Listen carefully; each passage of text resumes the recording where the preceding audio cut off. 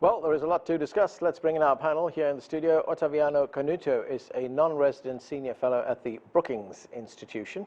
Also with us, the Vice President of the Council of the Americas, Eric Farnsworth. Joining us from Boston, Jorge Heine is a professor of international relations at Boston University and former Chilean Ambassador to China. And from Shanghai, Jiang Shixue is the director of the Center for Latin America Studies at Shanghai University. Welcome to all of you. Otaviano, let's start right here in the studio. We look at this trade war between the United States and China, this escalating trade war. Has Latin America benefited from that? Has it given opportunities to countries there? I would say that ultimately there are no winners in trade wars. So even if momentarily there is the opportunity of raising exports from Brazil or Argentina, occupying the space that would otherwise be fulfilled with American products, ultimately the damage that the trade war is bringing to everyone in the world. The U.S. economy is already feeling some pinches. China is feeling the pinch, and even third parties like Germany and Europe are also downsliding the path of growth. Fact of the matter is that trade uncertainties are the major threat over the global economy at this moment, threatening to slide the world economy into a recession or at least a slowdown.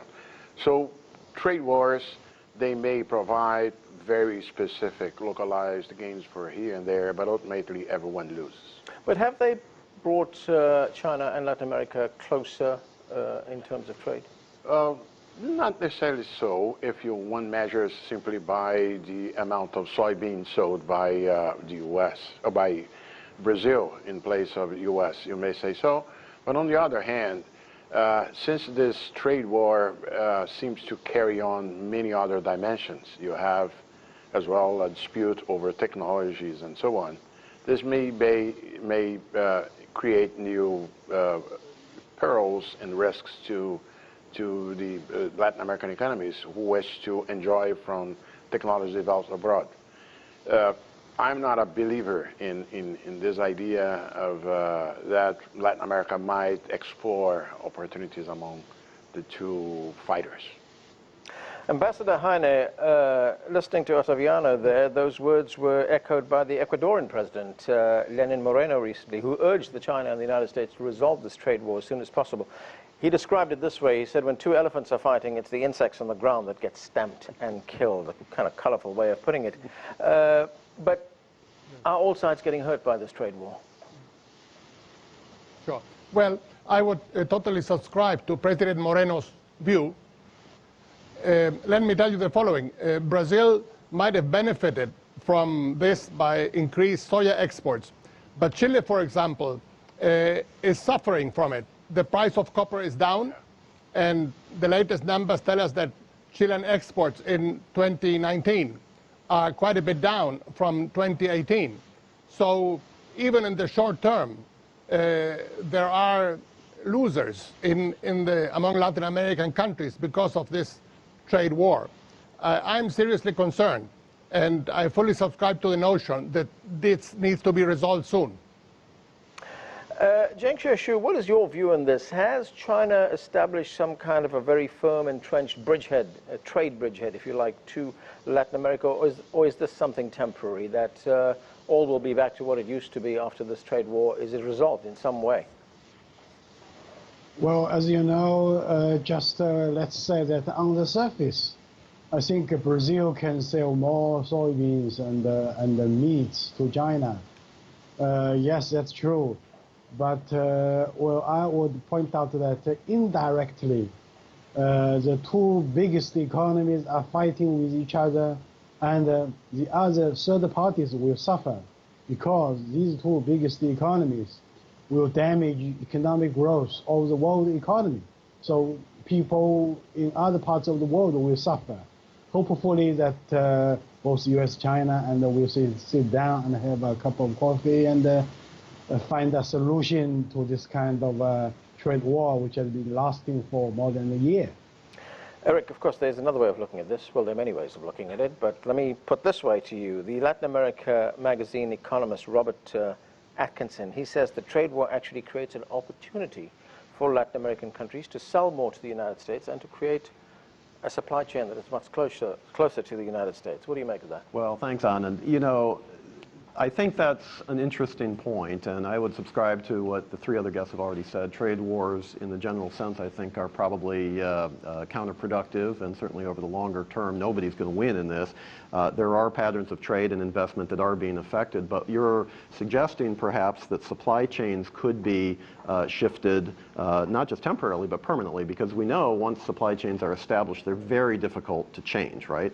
Just in terms of the conduct of business. So to the extent there is opportunity in this, and again, I'm not suggesting that this is the way to do it, but if there is opportunity, that may be one area where there is opportunity. Now, the obvious loser, of course, would be China, because those supply chains are being shifted away from China to somewhere else. Now, normally that would be elsewhere in Southeast Asia, but given some of the advantages of Latin America in terms of time zones, culture, language, etc., there are some opportunities there. And I can say with personal knowledge that there are leaders in some of the countries in Latin America that are seeking to take advantage of this moment to encourage investment from the United States into their countries to help develop the supply chain. So yeah, there could be some opportunity there. And again, as Otaviano was saying, in a narrow sectoral perspective, but at the end of the day, it's the broader economic issues that we also have to take a look at. Jiang Shixue, what do you make of that proposal? I mean, could it have the unintended consequence of, for China that is, unintended consequence of bringing supply lines closer to the United States from Latin America? Well, you know, in the past 1 month or so, people in China are complaining the rise of the prices for pork. You know, they say that maybe that kind of rise has something to do with the trade war between China and the U.S.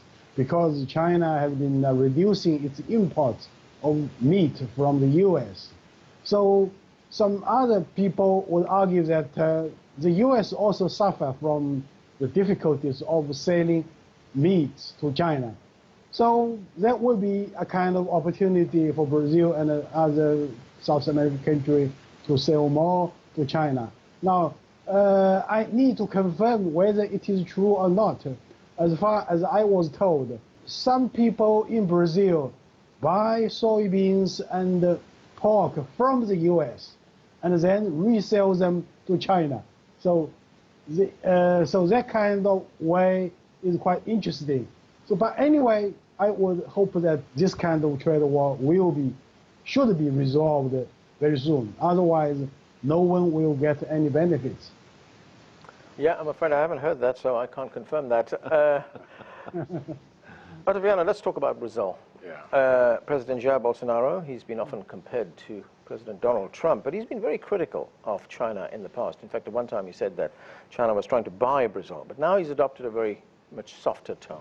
That's true, which is, let's say, the most prevailing good sense that he could have in such a circumstance. I'd like to say something on the possibilities of adaptation of global value chains. Yeah. And of course, we all have in mind Mexico. But let me talk about evidence, data. The major factor now impinging consequences on markets has been the effect of uncertainty. As a response to everything that is happening in the intensifying trade war, investors have decided to play at stop and see where it goes. So that's, instead of any drastic change, there's simply no investments. So it's to be seen whether that transformation envisaged by these analysis will let's say, take place. So far, nothing like this has happened. Even the number of U.S. companies and the volume of investments of U.S. in China has not decreased with the pace that many people expected. There has been some shift in global value chains to other Asian countries, but so far the major consequence has been slowed down everywhere. Ambassador Heine, There is yet another view that has been put forward, and that is, actually we heard this from the former U.S. administration of Barack Obama. They took a very different view of Latin America's trade relationship with China. It was the Obama Commerce Secretary, Penny Pritzker, who said that there's enough investment to go around. This doesn't have to be a zero-sum game. Do you agree with that? Yes, I fully agree. And mind you, let me tell you the following. This trade war couldn't have come at a worse moment for Latin America.